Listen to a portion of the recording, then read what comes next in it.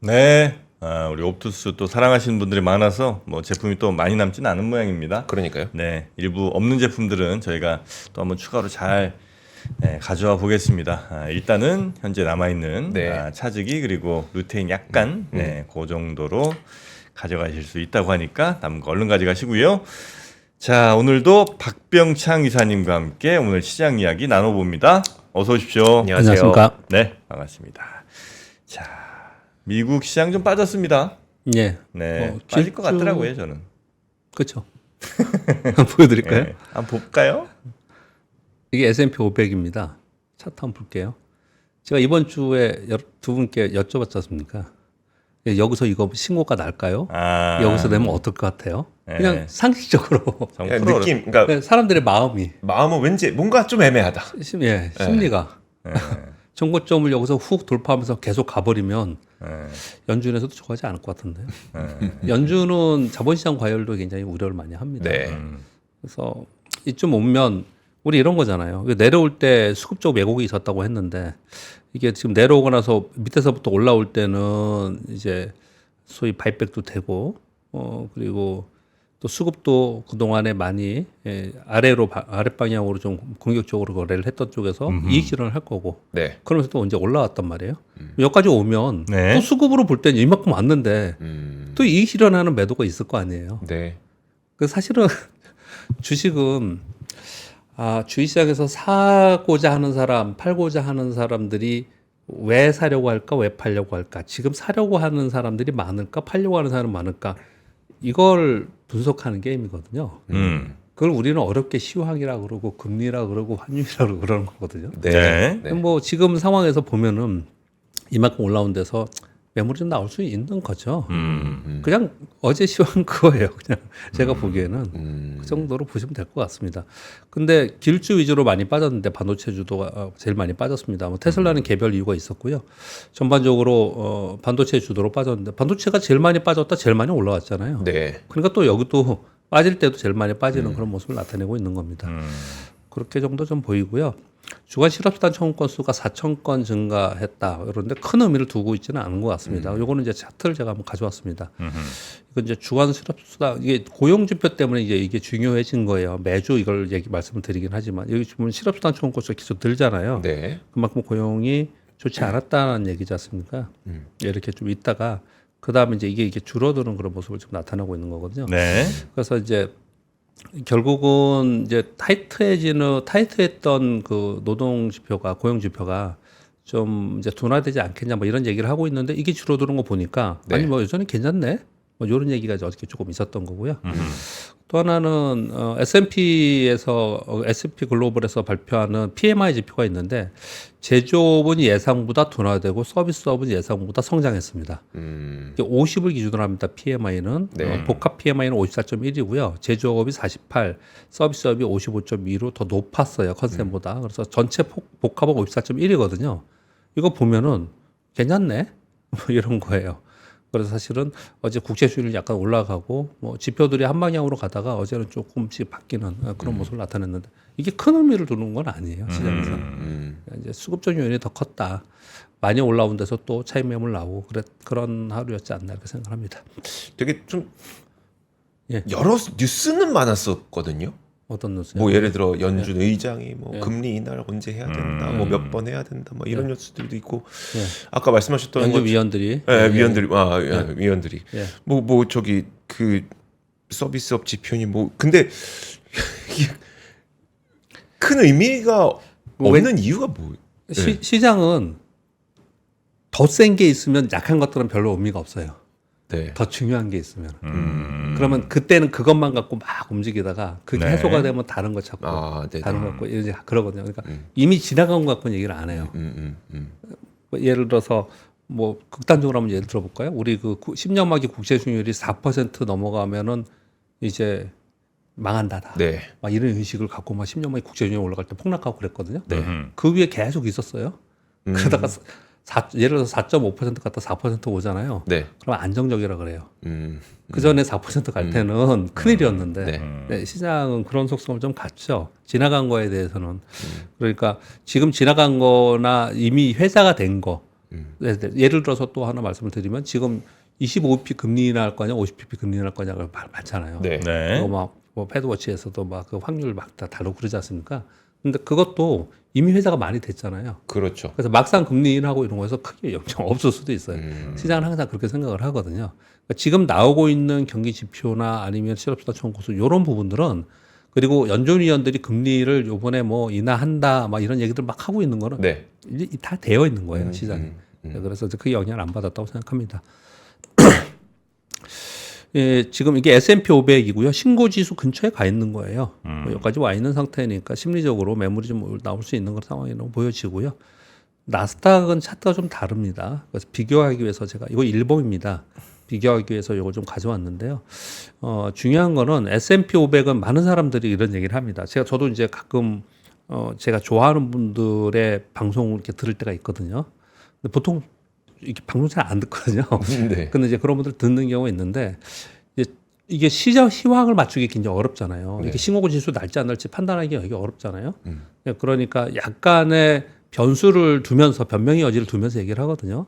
근데 볼 때 어떻게 얘기하냐면 S&P 500이 신고가 나는 거는 글쎄요 가능성이 있을지 모르지만 나스닥은 좀 더 어려울 겁니다. 이렇게 얘기 많이 하거든요. 그러니까 나스닥이 낙폭이 더 컸고요. 네. 기술주 위주로 맞았기 때문에 나스닥이 다시 신고가 나는 상황은 조금 어렵지 않겠냐라는 인식이 더 많아요. 네. 더 많거든요. 근데 이번에 엔비디아가 어떻게 다음 주에 주가 움직임이 어떻게 될지 모르겠지만 이게 나스닥이 만약에 이 신고 지수를 다시 경신하면 S&P 500은 신고 지수가 아니고 그냥 쭉쭉 갈 거예요.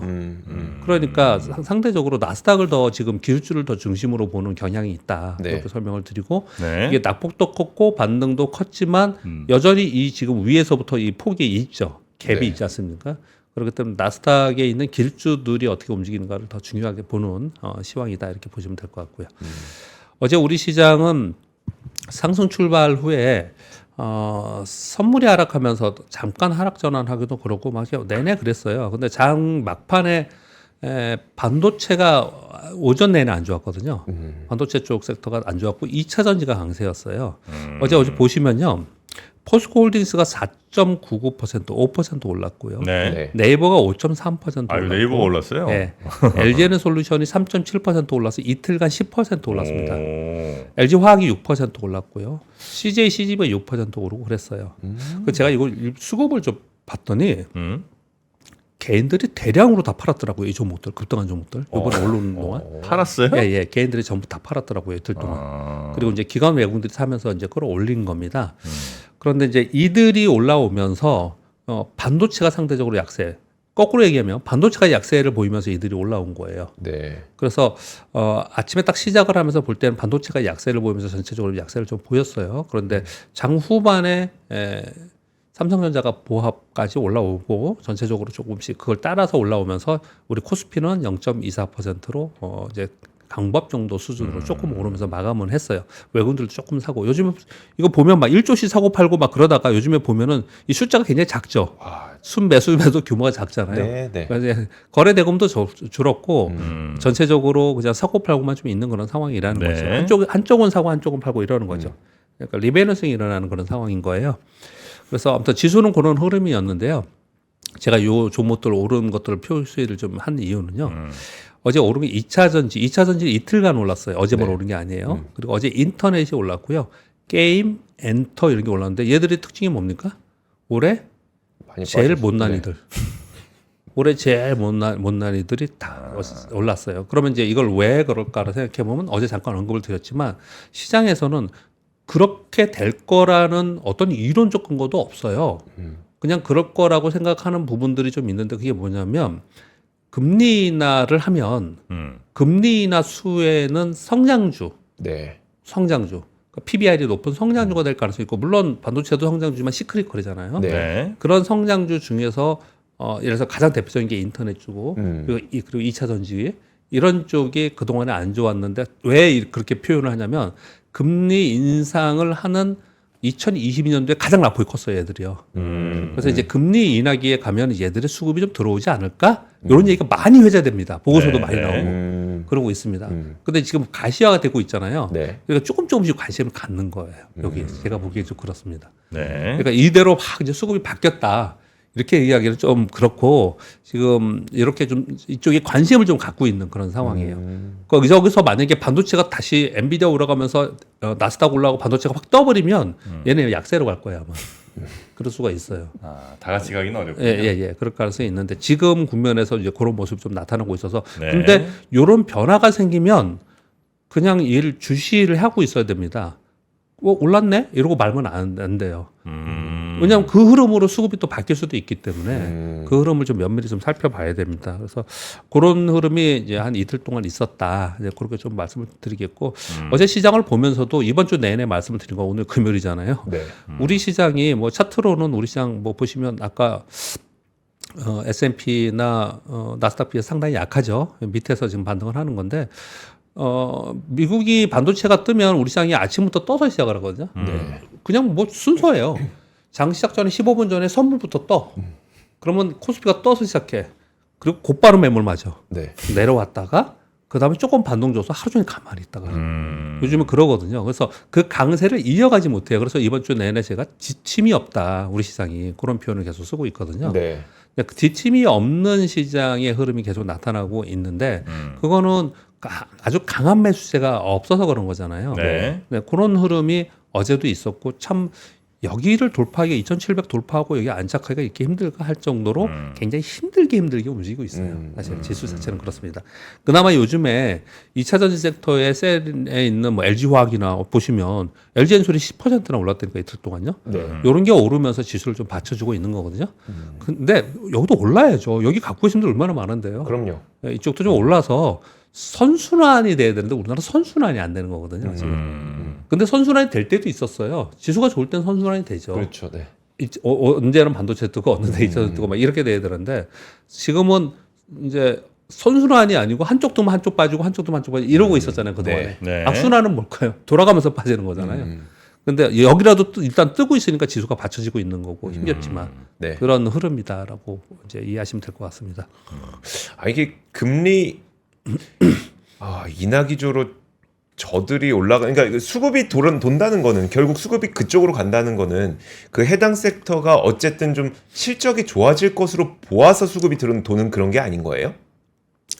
일단 금리로 인한 금리를 내리면 성장주가 오르고 금리가 오르면 가치주가 오르고 뭐 이런 표현을 하잖아요. 네네. 이건 진짜 몇십 년 전에 그 얘기들이에요. 이론들이에요. 예.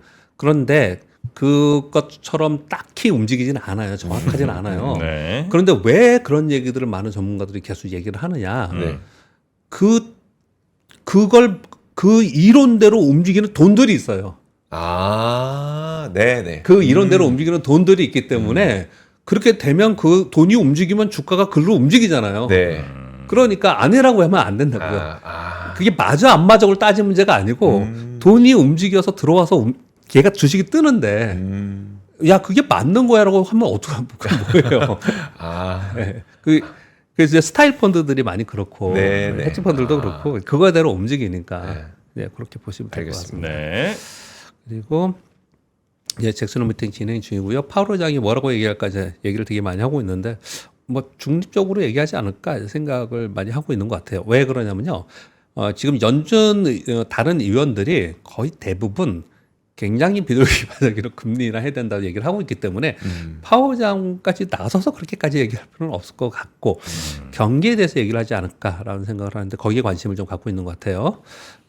이번 주에 주 초에 말씀드린 바와 같이 월 화요일쯤에 말씀드렸는데 급락 후에 급반등했어요. 정상궤도 됐어요. 근데 신고가 임박했어요. 그 다음 뭐로 갈 거냐? 뭔가 새로운 게 시장에서 나와야 돼요. 아까 질문 주신 거 제가 답변 드린 것처럼 새로운 게 나와야 되는데 저는 둘 중에 하나를 나와야 되는데 일단 첫 번째를 많이 보는 것 같아요. 기존 강세를 이끌었던 이슈가 계속 이어지는 거예요. 한마디로 AI가 계속 갈 거다. 엔비디아가 그걸로 갈 거다.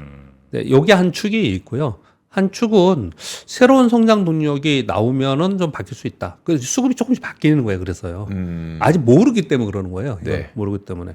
근데 그런 것들이 어떤 게 있냐. 그래서 미국이나 중국, 특히 미국은 대선이 있기 때문에 그런 정책이나 그리고 새로운 정부가 들어서면 성장을 견인할 산업을 뭘 딱 선정해놓고 부과시킵니다. 우리 예전에 IMF 외원위기 때 이때 IT 버블을 만들었잖아요. 네. 그런 걸 항상 만들어요. 뭔가를.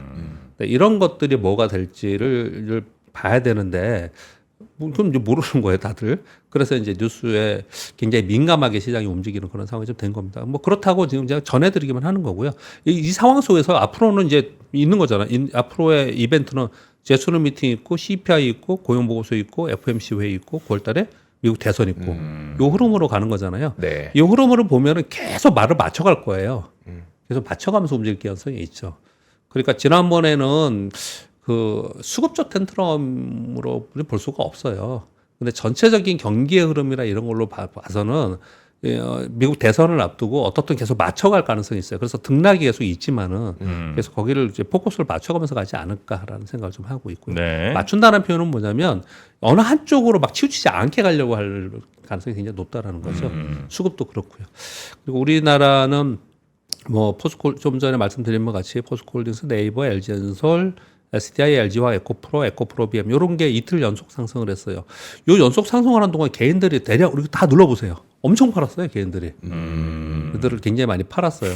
그래서 수급이 좀 혹시 변하면 이 기관들은 한번 들어오면 업사이드로 한 10에서 한 20% 사이에 수익을 내고 또 팔고 막 이러는 하거든요. 네. 그런 게 좀 진행이 되지 않나 이렇게 생각을 좀 하는 부분이 현재 흐름이고요. 또 한 가지는 이제 시간이 흘러가면 흘러갈수록 국내 요인 어제 말씀드린 대로 이게 많이 반영이 될 것 같아요. 정책 아직 결정 안 됐잖아요.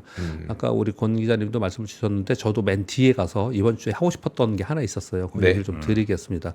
그래서 만약에 이게 계속 이렇게 뭐랄까 확정이 안 되고 윤곽이 안 나타나면은 개인들은 여전히 계속 매물 나올 수밖에 없는 상황이지 않나. 특히 10월 지나면 매물이 좀 많이 나올 가능성이 있어요. 그런 걱정을 시장에서는 하고 있기 때문에 네. 섣불리 진입하지 못하고 단기 거래 위주로 좀 거래가 되고 있다 생각하고요.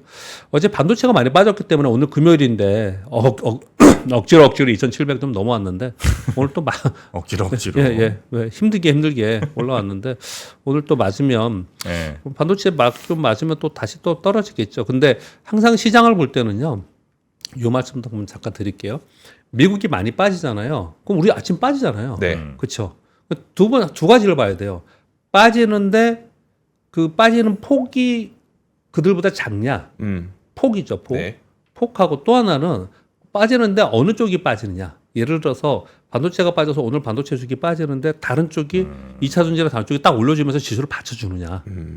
요거. 네. 이거 하고 그 다음에 아침에 빠지는 건 그렇다 쳐요. 그 다음은 회복력 있잖아요. 회복력. 얼마나 빨리 회복하느냐. 만약에 금방금방 회복을 하잖아요. 네. 그러면 요 구간 지나면 우리 시장은 세게 갈 가능성이 있어요. 그런 회복력을 보는 게 그래서 시장의 추이는 윌리엄 오닐도 얘기를 해야 되는데 시장의 움직임은 시장 안에서 볼 수 있거든요. 네. 그래서 그런 것들을 좀 아침에 좀 오늘도 한번 보시면 좀 될 것 같습니다. 자, 뉴스 몇 가지 말씀드리겠습니다. 닉 티밀라우스 유명한 월스트리트에 기고를 했습니다. 유명한 분이지 기자죠.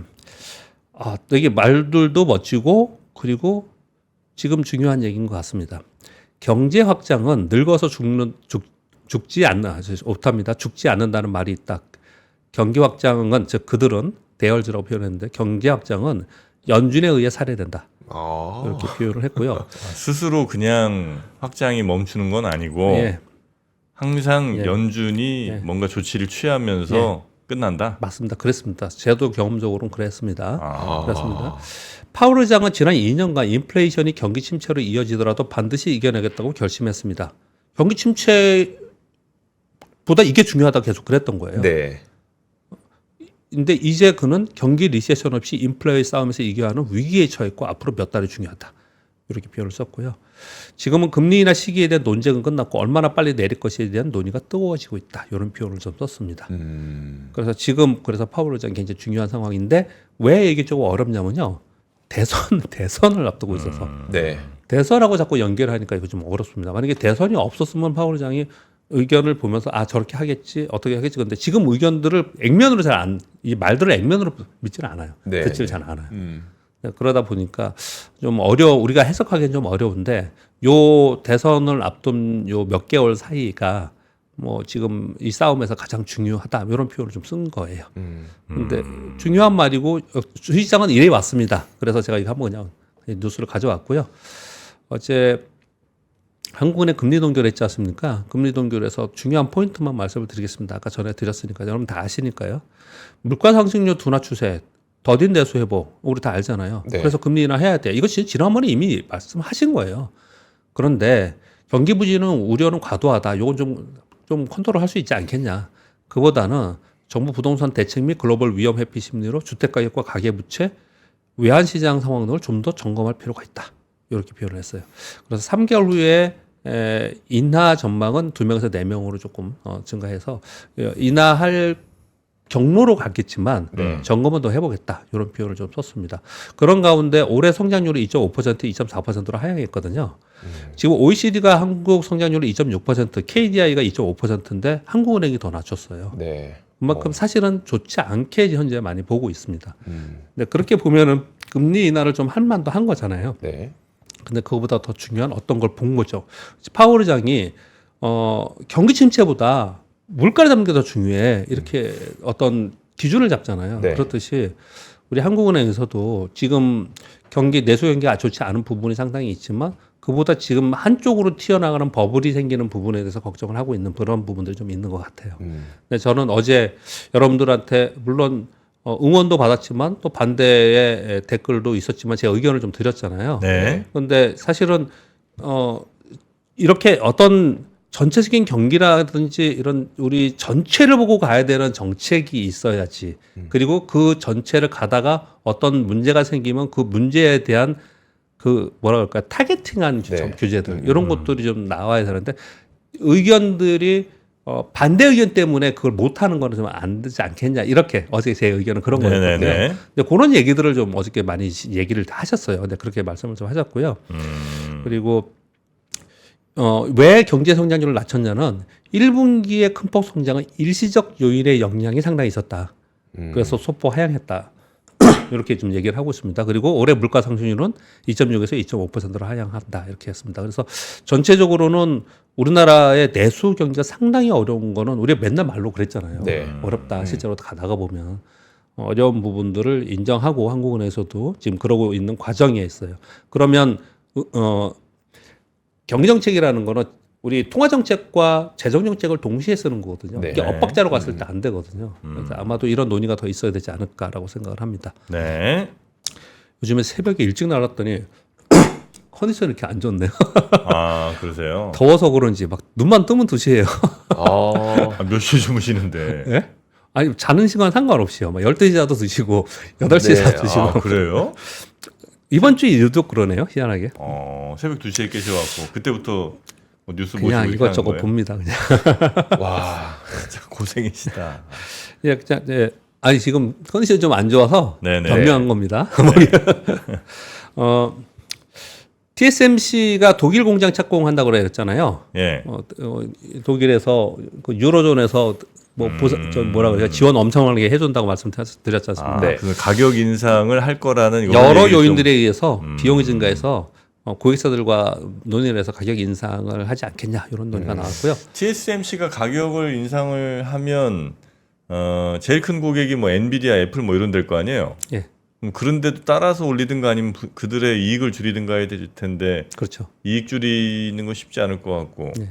가격도 올린다는 얘기인가 그러면? 가격을 지금 계속 올리고 있는 상황이라서요. 이거 올라갈 것 같습니다. 어제 전부터 그렇게 얘기를 했고요. 네. 왜 이제 요 내용은 왜 가져오냐면 우리나라의 뭐 삼성전자, SK하이닉스를 비롯한 이제 반도체 쪽은 네. 어떻든 P가 올라가고 있잖아요. 네. 그 흐름이 있다라는 걸 설명하기 위해서 말씀을 드리는 거고요. 국제 반도체 협회라는 SEMI라는 데가 있죠. 여기서 2분기 글로벌 반도체 판매를 봤더니 27% 전년 동기비 27% 증가했다고 해요. 근데 이건 그럴 수 있습니다. 뭐 네. 작년 안 좋았으니까. 근데 재고 수준이 아직 마이너스 2.6%라 3분기에는 29% 성장할 거라고 전망을 하고 있습니다. 재고가 29% 늘어난다는 거예요? 아니, 아니. 재고는 줄고 재고는 지금 재고는 줄어 있는 줄고. 상태라서 지금 입쿼터 그러니까 예, 2분기에도 전년비 대비 한 27% 판매가 늘었는데 예. 3분기에는 더 늘어날 거다는 예, 예, 거잖아요. 그렇게 전망을 작년 좀 하고 대비. 있습니다. 예. 네.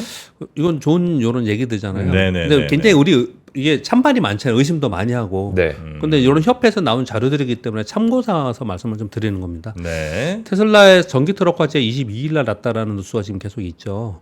캘리포니아 고속도로에서 화재가 발생했는데 거기 운전자는 이제 나와서 문제가 없었고요. 근데 그거 끄는데 못 꺼가지고 하루 종일 있었다고 합니다. 네. 전기차로. 도로 폐쇄하고 그랬다고 네. 합니다. 그런데 요 뉴스를 보면서 야 이것도 좀 다행이다 싶은 게 뭐냐면 테슬라 다행인 게 아니고요.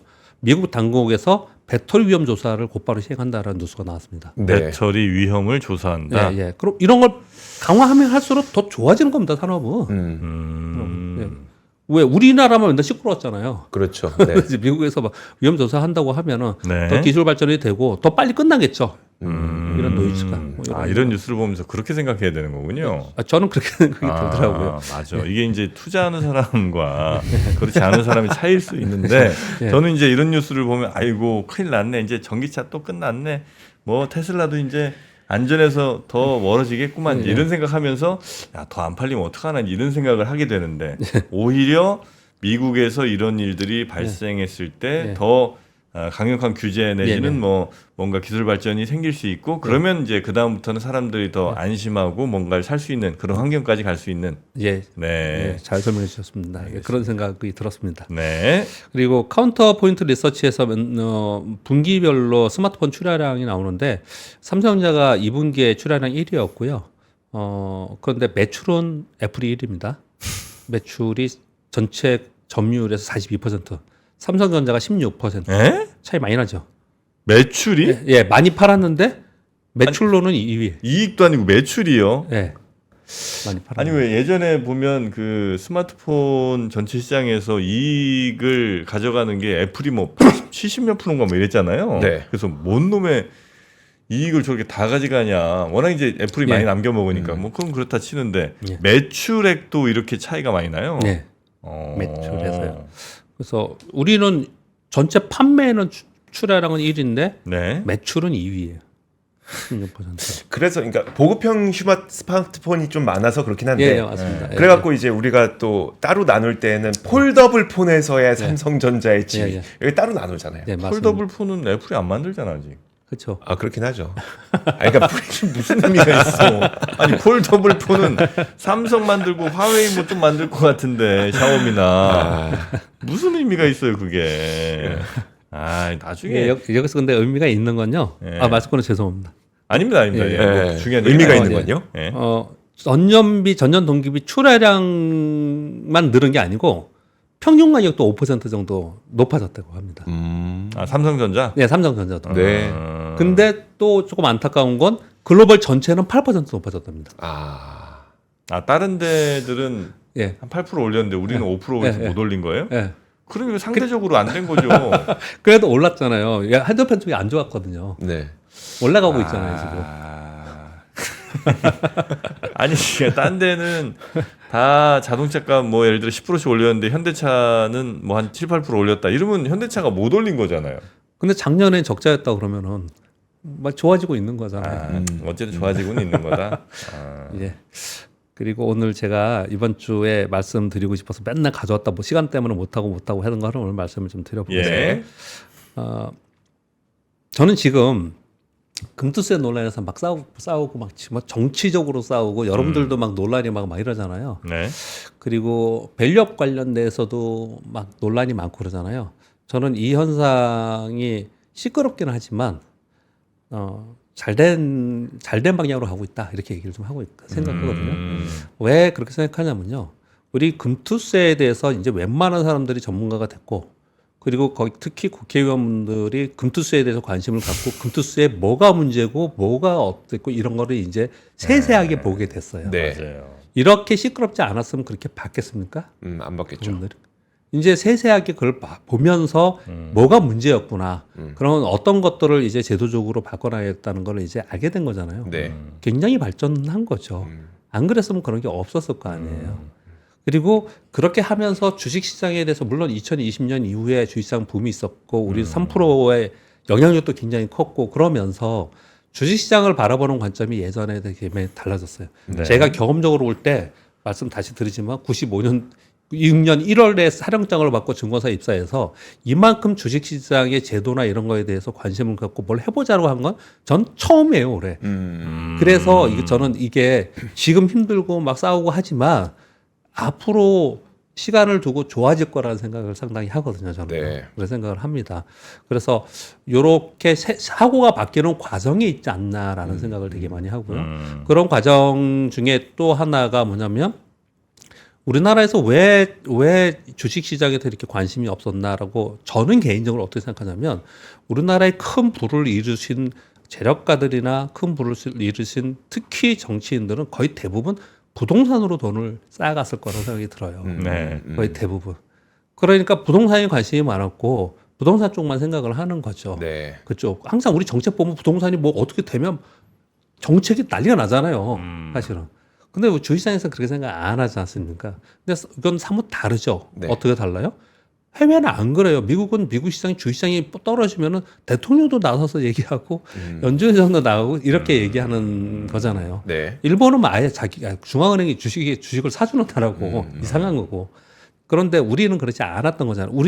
우리나라의 정서였던 거지 않습니까? 네. 그게 지금 바뀌어가고 있는 상황인데, 자, 서서를 여기까지 하고 제가 두 가지의 내용을 읽어드리겠습니다. 한번 생각을 해보자는 거예요. 요즘엔 이 얘기를 되게 많이 합니다. 퇴직연금 있잖아요. 네. 퇴직연금 우리나라 이거 퇴직연금 어마어마하게 쌓이고 있는데 야 이걸 이대로 두면 되냐? 이게 주식시장에 흘러 들어오게 만들든지 아니면 우리나라 투자자들이 너무 여기에 무관심하다 이런 얘기를 하면서 이런 얘기를 합니다. 미국 그대로 읽어드려 볼게요. 미국의 연금으로 백만장자가 된 사람이 1분기에 48.5만 명, 50만 명 정도가 됐다고 합니다. 이해되세요? 네. 연금 퇴직연금을 401k 연금 자산에 계속 돈을 넣어서 100만 달러 이상이 쌓인 사람이 50만 명이 됐다는 거예요. 요 기준으로 봤을 때. 네. 이들은 평균 계좌 보유 기간이 26년이고 평균 소득이 약 17% 정도를 계속 투자를 한 사람이라고 합니다. 네. 평균입니다. 이 지금 미국 노동부에서 발표한 401k 퇴직연금 운용 수익률은 2001년에서 2020년까지 20년 동안 연평균 8.6%였어요. 연평균 8.6%가 어떤 펀드가 있든지 어떤 연금이 있으면 그대로 30년간 납입을 월 60만 원 하면 우리나라 돈은 10억 정도가 되는 거예요. 이 100만 달러를 이제 비교해서 이렇게 누수가 네. 나온 거예요. 네. 제가 쭉 한번 읽어볼게요. 그러면서 유수의 운용사들이 TDF 상품을 출시하고 있습니다. 미국의 뭐 3대 TDF 운용사들, 우리 다 아는 유명한 운용사들. 얘네들이 TDF라 하면 투자자의 은퇴 시점을 고려해서 생애 주기별 자산 배분 상품입니다. 우리나라도 이걸 파고 있습니다. 펀드들이. 우리 퇴직연금 하는 펀드들이 다 이걸 하고 있습니다. 들어가 보면 다 있어요, 이게. 뭐냐면은 젊었을 때는 주식을 좀 많이 하고 나이만 좀 가면 안정적으로 해야 되는 채권을 이렇게 해주겠다는 거예요. 이걸요. 네네. 해주겠다는 거. 이거 증권사나 이런 데서 많이 합니다. 그런데 미국의 3대 TDF 운용사의 주식 비중을 봤더니 90%라는 거예요. 오. 그리고 미국은 퇴직연금을 통한 증시 유입 자금이 매년 4천억 달러 규모가 된다는 겁니다. 여기까지 쫙 이렇게 보면은 무슨 얘기냐면 퇴직연금을 꾸준히 넣은 사람은 그 퇴직연금을 잘 운영해주는 운용사가 있고 그래서 수익률을 꾸준히 내줘서 결과론적으로 26년, 30년이 되면은 이 정도의 돈을 나한테 쌓이기 때문에 노후가 보장이 된다. 이 얘기를 지금 하고 있는 거잖아요. 네. 그러면서 이제 우리나라 언론에서 항상 비판적으로 이렇게 얘기를 합니다. 국내 퇴직연금도 어마어마한 규모인데 지금 그리고 점점 늘어나고 있어요, 이건요. 왜냐면 사업장들이 퇴직연금 갈 때 훨씬 많이 하기 때문에 예전보다. 퇴직연금의 78%가 연 2에서 3%의 원리금 보장형에 집중하고 있다는 거예요. 이런 걸 안 한다. 이걸 적극적으로 우리나라 이 기사들 보면 밑에 우리나라 개인 투자들 신경을 많이 써야 되고 거기에 들어보면 DC형에 있는 TDF 상품이나 좀 고수익형 상품이나 이런 것들을 하고 적극적으로 했을 때 꾸준히 돈을 넣고 적극적으로 했을 때 결국은 이런 큰 수익으로 나는 말 그대로 퇴직연금의 효과를 누릴 수 있다. 이런 얘기를 하는 거거든요. 이해되셨죠? 여기까지요? 네. 네. 제가 여기다 이 말은 제가 써왔습니다. 그런데 그렇게 되기 위해서 선결 과제가 있어야 될 것 같지 않아? 그렇죠. 뭘 해야지 이게 왜 바뀌겠죠. 네. 그게 뭘 것 같습니까? 선결 과제가? 저는 그냥 지금까지의 예. 감정적으로 예, 지금까지 감정적으로. 제가 예. 그 봐왔던 금융회사 상품들에 예. 대한 감정적으로만 말씀드리자면 사실 신뢰가 그렇게 많지 않습니다. 저는 그러니까 그 신뢰가 왜 많지 않을까요? 금융시장, 그 금융 상품에 대한 상품에 대한 신뢰. 그러니까 그 신뢰가. 신뢰라는 근본적인 신뢰가 안 되는 원인이 뭐예요? 시장이 그러니까 안정적으로 우상향하는 시장이면 예. 어떻게든 그런데 더 돈을 많이 넣겠지만 만약에 예. 그냥 박스권이거나 아니면 뭐 맨날 출렁출렁거리고 이런 상황이면 예. 당연히 안정적인 거에 넣어야지. 만약에 출렁거리는데 거기다 돈 넣었다가 막 돈 날라가고 이러면 사람들이 가만 안 있을 거 아니에요. 이제 뭐 두 분 다 같은 말씀을 주셨는데 시간 네. 없으니까 제가 네네네. 말씀드리면 신뢰라는 건 돈 벌어줄 수 있어? 그거죠. 네. 돈 벌어서 넣는 거잖아요. 네. 맞아요. 연 평균 이렇게 8%씩 만약에 내주면 미국처럼 누가 안 넣어요. 그러니까요. 이걸 왜 안 해요? 근데 그걸 위험하다고 생각하는 거잖아요. 못 하는 거잖아요. 그다음 하나를 또 읽어드릴게요. 워렌 버핏의 워딩들이 많이 돌아다니는 얘기들인데 책들도 있고 그런데 거기에 제가 몇 가지를 좀 캡처해서 이렇게 좀 했습니다. 58년간 연평균 수익률 20%로 갑니다. 그러니까 근데 대단한 분이잖아요. 이분은 58년간 20%니까 이분이 워딩입니다. 버크셔 해서웨이가 이만큼 성장할 수 있었던 이유는 회사가 미국에 있었기 때문입니다. 미국이 아닌 다른 나라에 있었으면 결국 이만큼 성장할 수 없었을 것입니다. 미국 시장은 전 세계 주식시장 중 다음의 원칙이 가장 잘 적용되는 시장입니다. 맞아. 좋은 기업의 주가는 장기적으로 반드시 우상향한다. 미국은 낮은 국가유형으로부터 안정적인 기업 환경을 제공하는 국가이기 때문이다. 따라서 미국 주식시장에서 좋은 기업을 발굴하면 단 한 주라도 사서 꾸준히 모은 것에 집중해야 됩니다. 그래서 투자는 이렇게 해야 됩니다. 이랬거든요. 제가 미국 칭찬하려고 그러고 미국 투자하십시다 이런 얘기하는 거 아닙니다. 아시죠? 그런 오해하는 게 아닙니다. 네. 이 앞에 있는 내용하고 이 내용하고 제가 이 얘기를 한 번은 해야겠다는 생각을 되게 예전에 했어요. 왜냐하면 금융회사에서 이 퇴직연금 상품도 되게 많이 팔고 TDF도 있고 광고도 많이 해요. 우리 교보생명 퇴직연금도 저도 나가서 방송도 찍고 많은 기업들에서 퇴직연금하고 관심도 있고 저도 가서 강의도 하고 이렇게 합니다. 다 해요. 해요. 근데 근본적인 게 뭐냐? 근본적인 게 꾸준히 지금 말씀 주신 대로 우상향하면서 어떨 때는 2%뿐이 안 나더라도 어떨 때는 우리나라는 한 20% 날 때도 있어요. 20% 넘게 날 네네. 때도. 연기금의 이런 운용사들이 그렇게 나고 뭐 어쩔 좀 낮다 하더라도 우상향하는 게 있어야 되잖아요. 근데 우리는 이러잖아요. 이게 올라갔다가 계속 홍보하다가 또 한 번 말이 빠져. 네. 그래 또 우리는 약간 사다리꼴로 움직여요. 그렇게 지수 자체를 보시면 차트를 보시면 그러니까 사람들이 어떤 생각을 하냐면 제가 서설을 했잖아요. 전제를 어떻게 했냐면 기본적으로 우리나라의 재력가들이나 정치인들이나 이런 사람들이 부동산에 돈을 벌어서 주식시장에 대한 관심이 별로 없었던 게 근본적인 이유가 있었어요. 전제가. 이제 그런 관심이 많아졌기 때문에 좋아지고 있다라는 것을 저는 긍정적으로 본다라고 먼저 전제를 깔았습니다. 네. 그런 가운데 이런 상품들이 나오면서 이런데 하라고 하는데 자신이 없는 거예요. 이 기자님 말씀하신 대로 믿을 수 있어? 이 수익률 낼 수 있어? 깨먹으면 어떡할 거야? 정프로 말씀하신 대로 시장이 우상향하는 시장인데 이거 어떡할 거야? 그랬단 말이에요. 네. 그런데 이 워레버핏 의견 들어보면 미국이 좋다는 표현을 쓰는 게 아니고 저는 다른 거 다 빼고 이런 거잖아요. 좋은 기업의 주가는 장기적으로 반드시 우상향하는 기업 환경을 제공하는 국가이고 그러니까 좋은 기업을 발굴해서 저기에 꾸준히 사거나 아니면 그런 기업들이 계속 있는 시장이기 때문에 시장이 꾸준히 돈을 넣으면 나는 이만큼의 퇴직연금으로 계속 돈을 넣으면 이만큼의 결론이 될 거라는 신뢰와 믿음이 생겨야지 뭘 하는 거 아니에요? 네. 그렇지 않습니까? 네네. 근데 그게 안 되고 그걸 같이 하면서 우리 TDF 상품이 뭐고 이렇게 팔았을 때 이게 설득력이 있는 건데 그렇죠. 미국 얘기를 자꾸 하면서 네. 우리도 이렇게 가야 된다 자꾸 얘기를 좀 하고 있는 거거든요. 그렇게 가야 되는 게 맞다고 저는 생각을 해요. 네. 그리고 여러분 퇴직연금 들어가 보시면 뭐 직장 다니시면 뭐 거기 가보면 DC역으로 들어가면 다 있어요. 상품이 쫙 있어요. 네. 골라서 거기서 무슨 투자 철학이 뭐고 종목이 뭐고 이런 게 있거든요. 제가 골라서 투자할 수 있게 되어 있습니다. 그 정도의 관심을 우리가 가져야 되고 그 정도는 우리는 관심이 이미 있습니다. 근데 왜 이런 얘기씀을 끊느냐? 그러면 이런 환경을 제공하고 우상향할 수 있는 것들은 우리가 어떻게 만듭니까? 우리가 만들어 돈으로 만들어요? 그래서 금투세 얘기를 지금 논란이 많지만 밸류 프로그램 올해 처음으로 막 얘기하고 그랬잖아요. 아주 적극적으로 얘기하고 아주 시끄러워져야 되고 아주 노이즈도 많아야 되고 아주 치열하게 해야지만 그래야지만 여기서 우리가 벗어날 수 있지 않을까라는 생각을 합니다. 그래서 그분들이 이 방송 많이 보세요. 그 하시는 분들이 네. 제가 보니까 제도권 안 해보신 분들이 이 우리 3프로 방송 많이 보시기 때문에 저도 이 얘기를 한번 해보고 싶었고요. 네. 그리고 우리 개인 투자자들도 국장은 안 돼. 국장은 뭐 이렇게 해야 돼. 이거는 지금 현재 오케이 뭐 올해 그랬습니다. 굉장히 힘들었습니다. 올해 굉장히 아직 남았지만 올해 계속 뭐랄까요?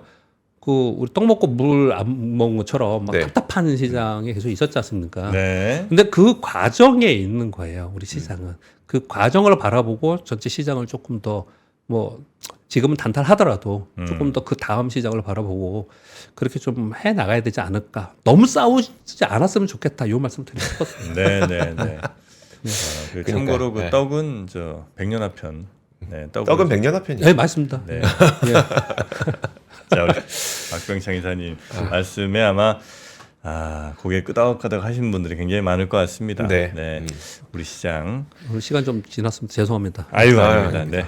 자, 주말 좀 네. 조금 쉬시고, 예. 네, 좀 더 건강해지신 모습으로 월요일에 뵙도록 하겠습니다. 예, 감사합니다. 네, 고맙습니다. 감사합니다. 네. 박근영, 이선영, 서경인, 염승환 투자 마스터들의 세심한 케어로 건강한 투자 습관을 만드세요. 3프로 멤버십 3프로 앱에서 확인하세요.